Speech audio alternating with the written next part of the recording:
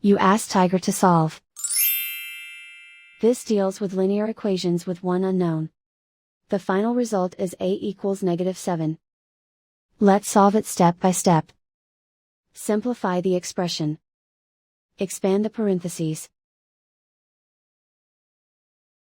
Simplify the arithmetic.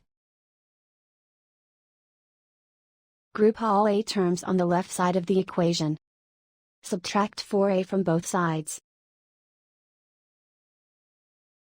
Group like terms. Simplify the arithmetic. Group like terms. Simplify the arithmetic. Group all constants on the right side of the equation.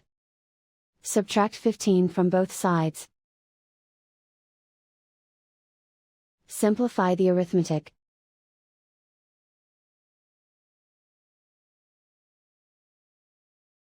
And so the final result is a equals -7.